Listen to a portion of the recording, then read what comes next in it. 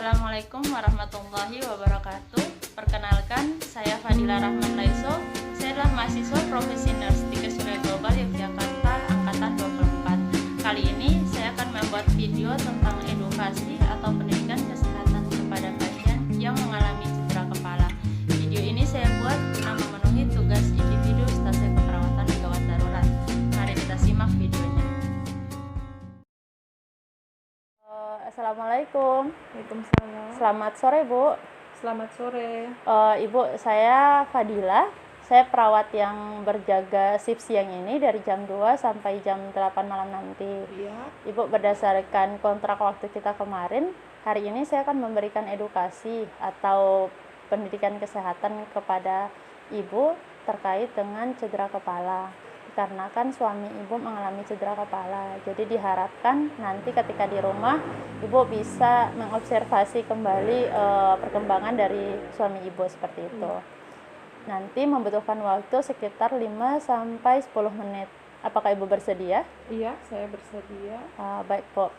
Sebelum kita mulai, Bu, saya mau nanya, kira-kira Ibu sudah tahu atau belum apa itu cedera kepala? Yang saya tahu cedera kepala itu luka pada bagian kepala itu saja. Oh iya, baik, Bu, benar. Kalau tanda gejalanya sendiri apakah ada yang Ibu tahu? Kalau untuk itu saya belum tahu. Belum tahu ya, Bu, ya. Baik, Bu. Jadi sekarang saya memberikan sedikit informasi ya, Bu, ya, kepada Ibu terkait dengan cedera kepala. Iya. Jadi cedera kepala itu sendiri itu cedera yang diakibatkan karena trauma pada jaringan kulit kepala, tulang tengkorak, ataupun pada bagian otak seperti itu, Bu. Jadi sudah benar yang tadi Ibu bilang, ada luka pada kulit kepala, itu merupakan salah satu tanda dari cedera kepala itu sendiri. Jadi cedera kepala itu dibagi menjadi 3, Bu. Yang pertama itu ada cedera kepala ringan. Cedera kepala ringan itu sendiri itu biasanya pasien itu hilang kesadaran atau pingsan dan juga hilang ingatan, tetapi kurang dari 10 menit. Kemudian tidak adanya luka pada kulit kepala ataupun juga tidak adanya patah tulang tengkorak. Kemudian yang kedua itu adalah cedera kepala sedang. Cedera kepala sedang itu sendiri sama pasien juga mengalami pingsan, kemudian juga hilang ingatan, tetapi waktunya itu lebih dari 10 menit. Lebih dari 10 menit, tetapi tidak lebih dari 24 jam. Kemudian ada luka pada kulit kepala dan juga ada patah tulang tengkorak dan juga bisa menyebabkan bengkak pada sekitar tulang tengkorak yang patah itu. Kemudian yang ketiga itu ada cedera kepala berat. Cedera kepala berat itu biasanya pasien itu pingsan ataupun hilang ingatan lebih dari 24 jam. Kemudian adanya patah tulang tengkorak, kemudian juga sampai terjadinya pembengkakan pada area bagian yang patah tulang tengkorak itu dan juga bisa mengalami kerusakan pada bagian otak seperti itu, Bu. Mungkin kalau Ibu sendiri suaminya masuk ke kategori cedera kepala ringan ya, Bu, ya. Soalnya pingsannya tidak lebih dari 30 menit. Kemudian tanda gejalanya ya, Bu, ya. Tanda gejalanya itu tadi ada luka. Kemudian juga pasiennya bisa bingung, gelisah, kemudian juga hilang kesadaran atau hilang ingatan tadi. Itu tergantung dengan pada kriteria apa cedera kepala ringan, sedang ataupun berat. Kemudian juga adanya patah tulang tengkorak, kemudian ada cairan yang keluar dari hidung ataupun dari telinga. Kemudian pasien biasanya juga muntah dan mual dan nyeri berat pada kepala yang tidak tertahankan. Biasanya juga tidak bisa menahan kantuk ataupun sulit untuk dibangunkan seperti itu, Bu. Penyebabnya, Bu, ya, saya sampaikan ya. Jadi sedikit tentang penyebab dari cedera kepala itu sendiri. Cedera kepala itu terjadi biasanya karena adanya suatu benda yang menghantam kepala kita. Jadi misalnya ada alat pemukul ataupun dipukul oleh orang ke kepala ataupun ditembak oleh peluru seperti itu. Dan juga kemudian yang kedua yaitu kepala kita yang membentur sesuatu benda yang diam.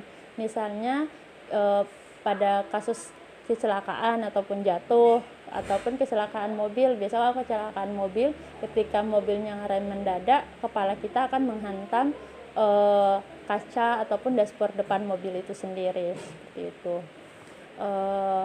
Dan sekarang penanganannya ya Bu ya, kalau Bapak mau pulang ke rumah, kira-kira apa saja yang harus Ibu observasi. Jadi Ibu nanti ketika sampai di rumah, ketika ada gejala seperti Bapak mengeluh mual atau muntah, kemudian nyeri kepala yang tidak tertahankan, mengantuk dan sukar untuk dibangunkan, itu mohon langsung Ibu bawa ke rumah sakit seperti itu untuk penanganan yang lebih lanjut. Ataupun mengalami kebingungan dan bola matanya itu tidak fokus ataupun bergerak tidak seperti biasanya, itu mohon untuk Ibu observasi keadaannya seperti itu ya Bu ya. Karena itu merupakan tanda dari yang awalnya cedera kepala ringan malah bisa menjadi cedera kepala sedang ataupun cedera kepala berat, seperti itu. Ibu, sebelum saya lanjut, apakah ada yang ingin Ibu tanyakan? Yang saya ingin tanyakan yaitu suami saya kan besok sudah pulang ke rumah, jadi dia harus istirahat. Bagaimana cara penanganan istirahatnya suami saya atau cara tidur suami saya jika ada cedera pada kepala? Oh ya, baik Bu. Jadi nanti sampai di rumah, yang pertama itu Bapak harus istirahat terlebih dahulu ya Bu ya, jangan dulu bekerja yang berat-berat. Kemudian hati-hati ketika beraktivitas, jangan sampai ada cedera kepala yang terjadi lagi, seperti mungkin nanti terbentur seperti itu Bu. Kemudian posisi kepala ya Bu ya, posisi kepala. Jadi pada pasien yang cedera kepala itu, posisi ketika tidur jangan diberikan bantal yang terlalu tinggi Bu.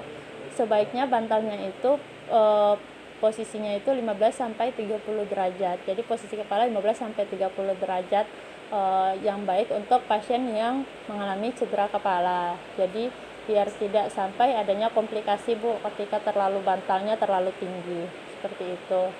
Ada lagi Bu yang ingin ditanyakan? Untuk sekarang ini sepertinya sudah jelas. Oh ya, baik Bu. Ibu, sebelum saya akhiri ya Bu ya, mungkin Ibu bisa sebutkan lagi Bu kira-kira tanda gejala dari cedera kepala itu sendiri Bu. Tanda-tanda gejala dari cedera kepala sendiri yaitu pasien merasa mual atau pusing, hilang kesadaran, merasa nyeri kepala yang sangat kuat, terus merasa mengantuk dan jika dibangunkan agak susah untuk dibangunkan. Baik Bu, udah baik sekali ya Bu ya, Ibu mudah memahami apa yang saya sampaikan. Semoga bermanfaat Bu dan semoga lekas sembuh dan stabil seperti itu ya Bu ya. Amin. Baik Bu, saya akhiri ya Bu ya. Terima kasih atas waktunya. Assalamualaikum warahmatullahi wabarakatuh.